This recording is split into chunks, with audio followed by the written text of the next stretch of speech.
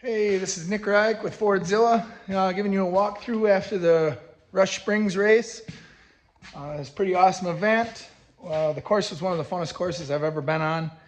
It was extremely long, which that makes it tons of fun. So getting to drive all that and then doing the short course was just amazing.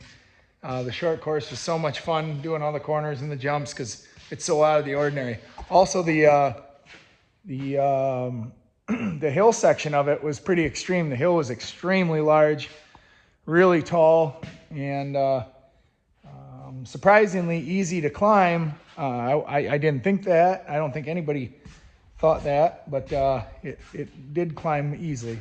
So doing a bunch of work here and going through this thing, and man, we did a lot of damage to it this time, which was surprising.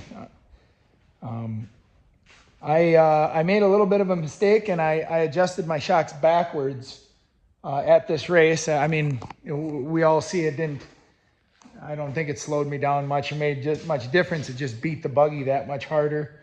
But I got that problem figured out. So hopefully that won't happen again. I think these things are called uniballs here.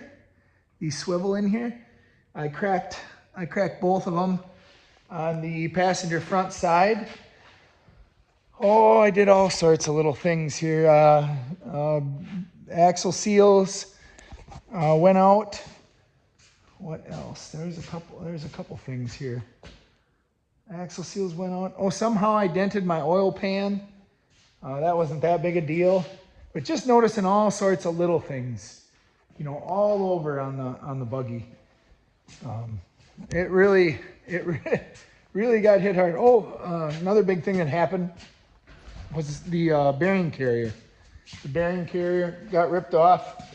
It mounts up underneath here, and it was in the short course section of the race, and come over a couple jumps, and that weld broke, or the bolts let loose, and that broke right off.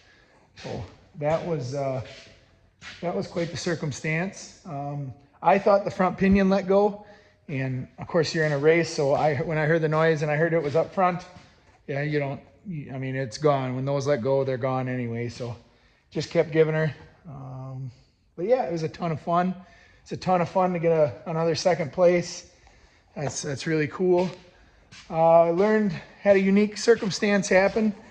I've heard of it happening to other people, and then I talked to a couple guys on the rear steer here. I had one of these clips that actually, I'll get close here, that faces down, come off. And one of the things we do when we do our checks is we check all that stuff. So, it's always possible it gets hit with a rock or gets hit with something and that comes off. But we learned our lesson, and these are all zip tied now, twin zip ties on each one. So we don't have to worry about that. Another thing that I've been really experimenting with a lot is the tire pressure. There's a lot of this tire pressure stuff out there that I don't know. I think there's a lot of misinformation about it, but here's how it is for me. This is what I've learned. So when we were trail riding in the old days, we'd always run 8, sometimes 6 pounds of pressure in our tires. For racing and the speeds and the stuff we hit now, when I run 20 pounds in my tires, I've never had a tire failure running 20 pounds. I dropped down to 15 and I had 3 tire failures. That was at Crandon running through the rocks. When I ran 17, it seems like I get a failure every now and then. There's odds involved in all this too. But I'm gonna bump up to 18, and I might go a little bit lower on the back because it seems like the back takes less stress with a lower tire pressure. But I'm gonna experiment with that a little bit now. Why that's such a big deal is I think it's every pound of air pressure gives you 25 pounds of spring rate. So what that means is you know, it completely acts with the way the suspension's working. And in the stuff that we're doing and how hard we're hitting, and we're trying to get, you know, now we're trying, well, I'm trying to get the best performance. I'm trying to get it on a track and climbing hills and running into walls. So, I mean, I don't know. I find myself doing all sorts of little things that I didn't even know I'm doing. You know, when I know that I'm going to run into a hard wall or I got to take a big hit, and that's the sole focus of the course and the racetrack, you know, I'll go up, and depending on how hard it is, you know, I'll tighten up my compression clickers on here, on the front end. You know, if the course has a lot of big jumps or I'm catching a lot of air, I'll tighten up my back compression, you know, a little bit. And the crazy thing with these ORI struts is there is a lot of adjustment for them. So it's really easy to adjust too tight. I know that's crazy, but what happens is exactly what I did. Is I thought I was bottoming out. Now I do all, you know, Jake and Johnny Gibbs, they taught me this with the zip ties on here, you know, when you're out testing, so you can see how much travel you're using. we do, you know, that to help us figure out what we're doing. But I'm out there, and on the first course I went around, I was hitting the jumps, and I thought I was bottoming this thing out, because it was the back it was hitting, and it was, you know, it hits hard enough where it, I don't want to say scares you, but you don't want to get hurt, you know, when the back bottoms out so hard. So first thing I did is when I got out, I went over there and I just cranked up my rear struts 4 notches. On that second one, I went and hit the first time, and I was like, oh my gosh, I went the wrong way. As soon as I hit the rocks, I realized I went the wrong way with it tightening. I should have been loosening it. They were already too stiff. So it was a rough ride the second course, which, whatever, it all worked out. I went fast. It was a good deal. But I guess I'm jumping all over here. But an important part of the story with this rear steer, with these clips, is that one of these clips came out on my very first run. It came out, and what it did and how it affected is when I turned one way, the steering would stay locked. How my setup is set up is that when I turn one way, so when I turn and let off the button, it automatically comes back. I have nothing that stops it at any time. It turns and then it comes back. And that's the way I like it. Well, anyway, when one's out, if you turn that way, it stops it and stays. So somewhere along the line, I got turned, and that popped off coming up the hill. And when I don't know, I struggled to get up the hill. I watched a lot of the video. I still can't tell really. I don't think the tires were turned that much, but it was really hard to keep it going straight. But I don't think the problem occurred up there, because I'm seeing everybody had a problem, or most people had a problem staying straight when they were going up the hill. Where I had the real big problem is coming down. I turned, there was like a 90-degree corner at the top of the hill, and I turned and we had to go down. We had a long, fast downhill. And my tires, they had to be, when I made that turn, they didn't come back. And at first I thought the rear tire was ripped off. That's the only thing I thought. I just thought I lost the tire. But then is what I did is I reached over and I started thumbing with the rear steer, trying to help it. And it was weird because my rear end of the buggy was over, and I thumbed it to, I turned it to come back to get lined up and let off, and it seemed like it straightened itself out and stayed there. And then the same thing happened down at the bottom of the hill. Now I know this stuff, or know how it feels. I'd never know unless it happened to me.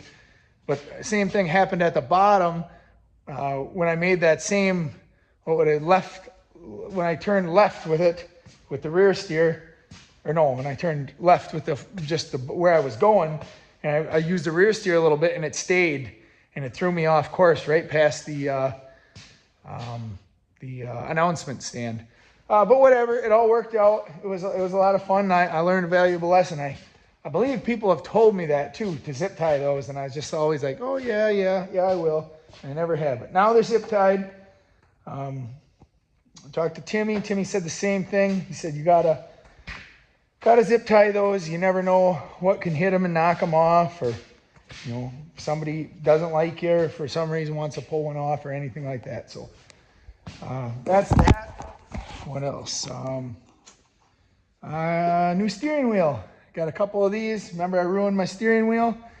Here's the thing with steering wheels is that nobody makes what most us rock bouncer guys are looking for. The smaller style, like 10-inch, 9-inch steering wheel. They're like super hard to find. I found these on eBay, and they're made by Grant, which is a big steering wheel maker. But they had the worst possible, you can probably see it right there, rubber coating on it, so when it gets wet, it's slippery, that you can imagine. So I just got myself some tape for baseball bat, got a good color matched, and wrapped her up. Works great. I can find a lot of small ones online that are they have a giant offset. They're like go-kart steering wheels, but I don't know. So maybe somebody out there can lead me to a place that has some awesome steering wheels or a million choices. But I spent 2 hours on the web late at night searching everything, and kind of was really let down that there isn't a whole lot of options out there. So good business idea for somebody. What else?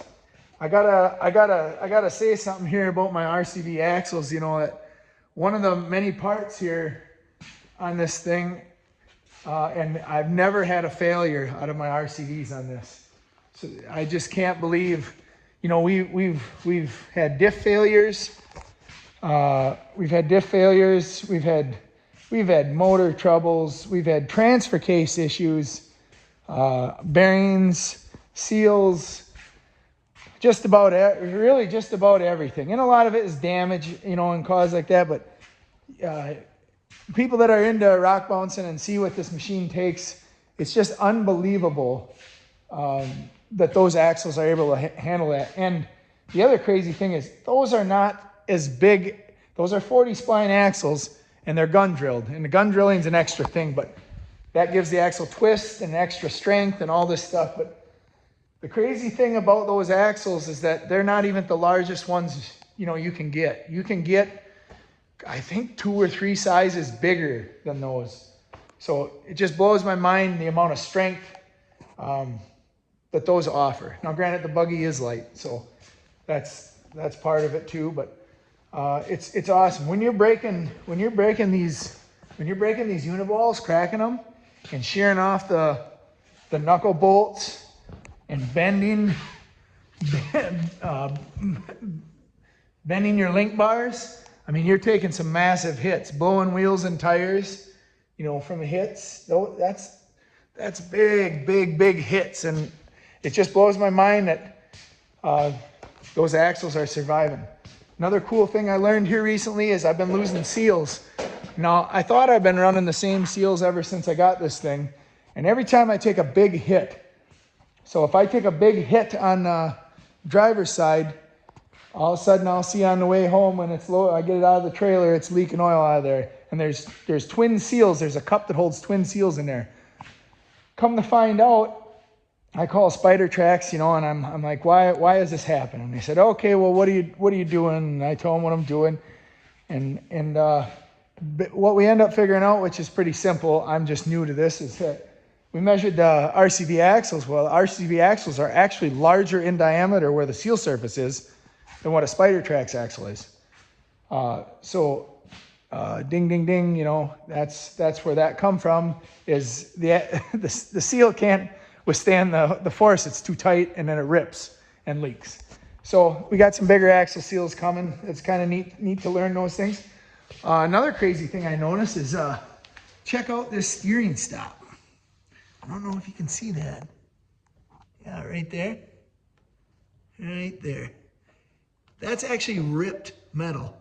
That's a weld there. And we were looking in there with a flashlight. That's about a 1/4 inch, I don't know, yeah, right around a 1/4 inch of penetration. And that's ripped open. Don't ask me how that happened. I'm guessing having my tires turned against the stop and then taking a hit. But glad we caught that. It's just pretty neat. It's pretty neat to see all the things and how they work and understand them and figure out better ways and make it faster. We've always had issues with our transfer case coming apart. I mean, no matter what we do to the bolts and nuts on it, keeping it in line, everything's rubber mounted on this. All the motor, tranny, transfer case, everything. Even the drivetrain, even the carrier bearing is rubber mounted.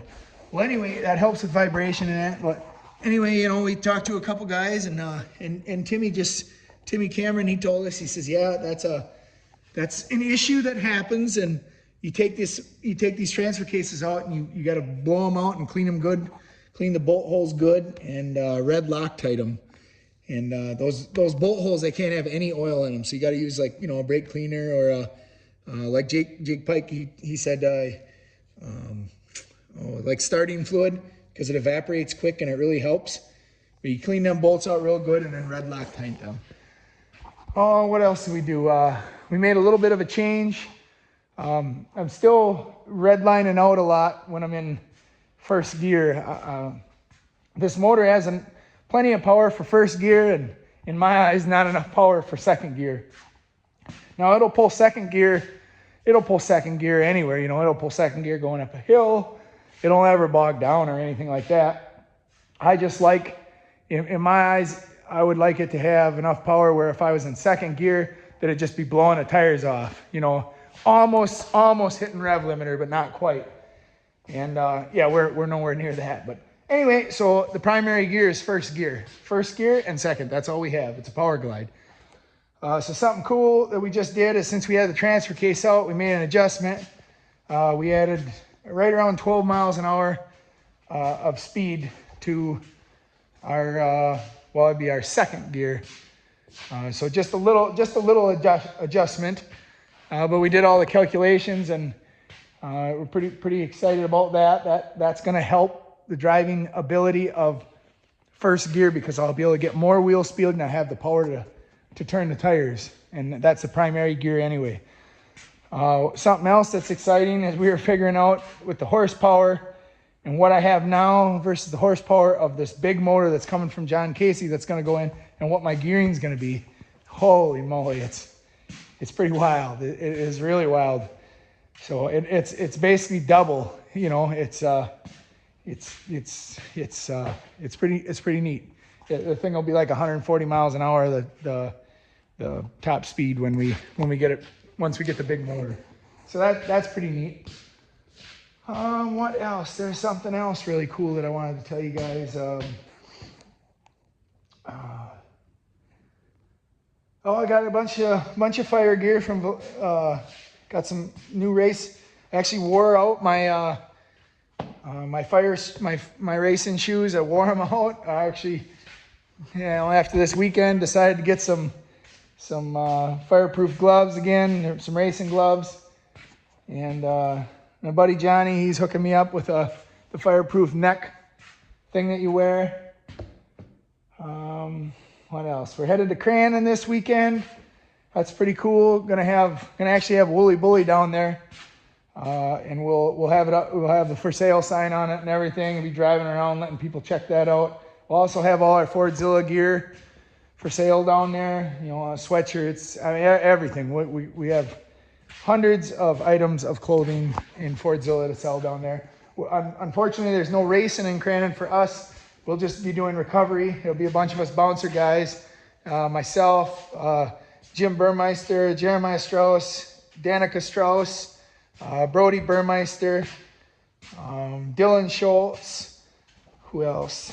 Tyler.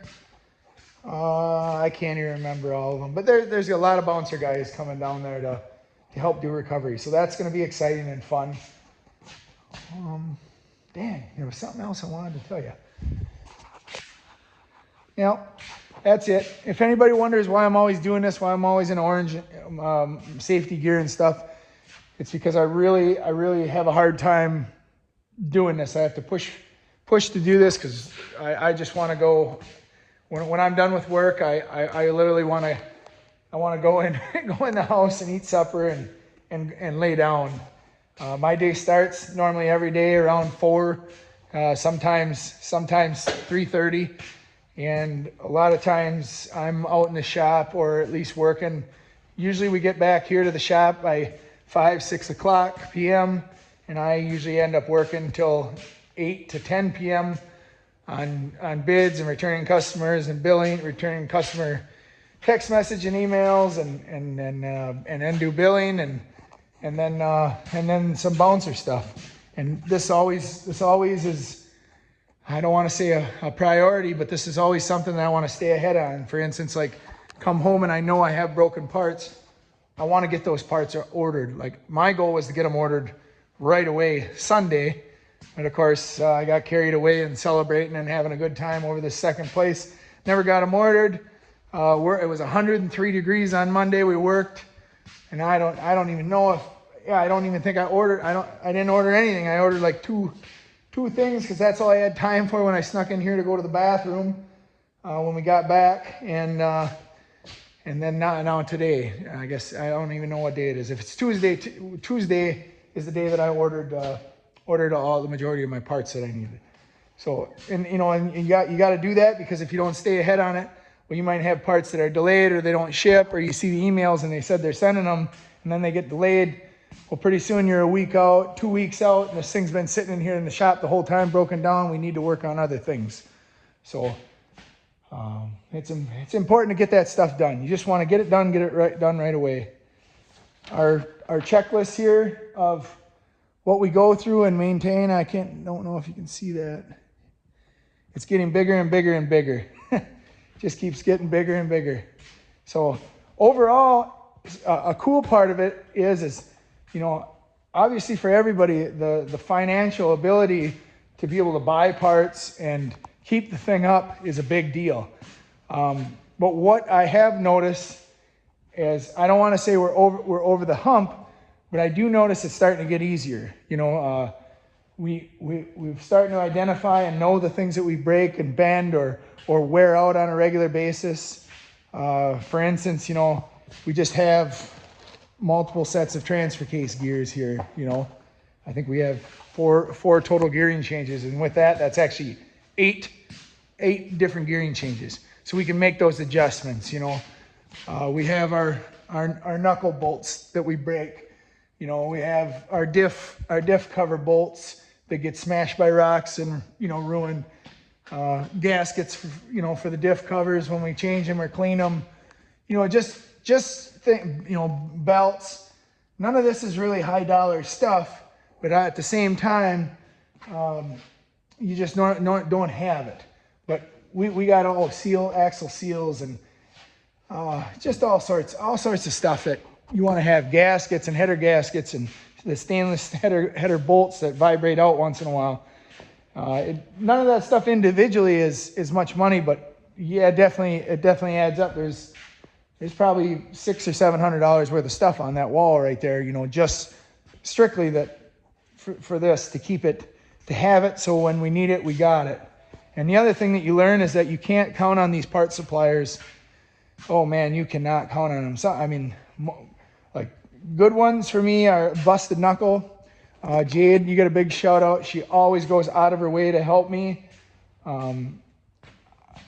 I really appreciate it. I'm not the smartest guy. I don't know everything, and I sure as heck don't retain. If I'm not focused, for instance, if I'm not focused on bouncer racing, it's like my mind shuts that off, and I'm focused on my work, my concrete.